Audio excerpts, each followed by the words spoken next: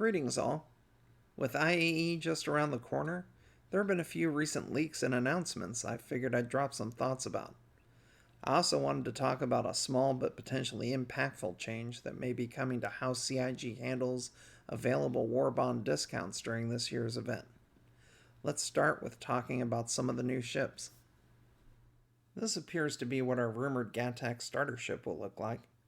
It appears she will come with 3 size 3 weapon hardpoints, a dozen size 2 missiles, 2 small shield generators, and able to carry 6 SCU of cargo externally. Kinda like an alien version of the 300i with 2 less SCU and triple the missiles. She is smaller than she looks though. Here she is compared to a cutter in a side-by-side. Other than the big wingy bits, she's pretty compact.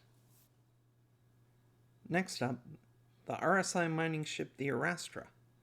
This is a concept ship that's supposed to sit between the Mole and the Orion in capability, and looks to have its own refining capacity.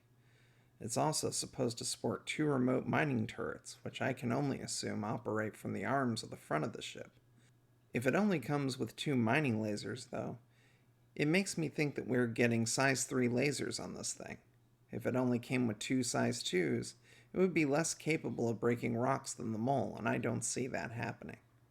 It looks a lot better than I thought it would, quite frankly. Now I'd like to talk about the Storm.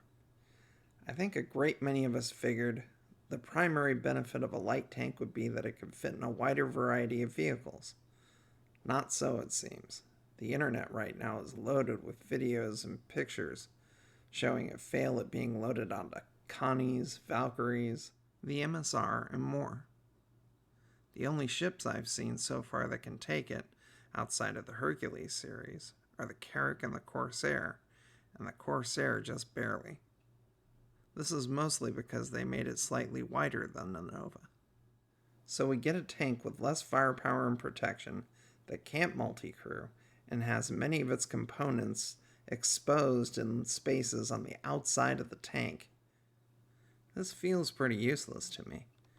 Perhaps the AA version will change my mind. Next up, CCUs.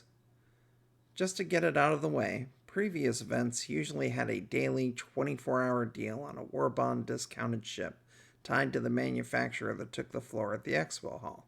For example, on November 18th, Aegis Dynamic is supposed to take the floor at the expo hall, and we should get a 24-hour deal on an Aegis ship at that point in time. We also get war bond discounts on ships that won Best in Show, as well as any new flyable and concept ships. Best in Show will take the floor on November 26th. This all gets wrapped up in a finale where many, but not all of those daily deals were made available again. At least that's how it has been.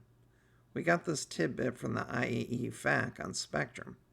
It looks like the practice of bringing back the daily war bond deals at the finale may not be happening this year. Instead, we may be getting other ships' war bond discounts at the finale instead. My take on this is it will be more important to lock in war bond ships as they become available if you're playing the CCU chain game. This doesn't take lots of money, as you can purchase a CCU from a ship just under your target ship's price. Just make sure you can get the ship you anchor it to at a future date. With that in mind, I made some videos during last year's IAE illustrating what chains were available with war bond discounts during the event. Here was my final look at last year's finale to illustrate. I will be making more videos filling out a similar chart during this year's IAE. Here is another chart I made for a theoretical Polaris chain, using what discounts were available with IAE finale war bonds from last year. I was trying to show where you could cram store credit into the chain to reduce the amount of new money needed to buy an end goal ship.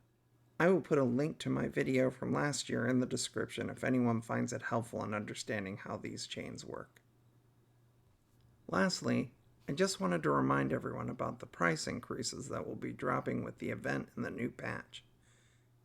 That's it for now. For all the new players out there, just a reminder, all my talk of buying ships in the pledge store is for people willing to spend the money. In no way do you need to spend anything beyond your initial pledge to get all but a few of these ships if they're flyable in game. Thanks again everyone for watching, and take care. Happy IAE to everyone.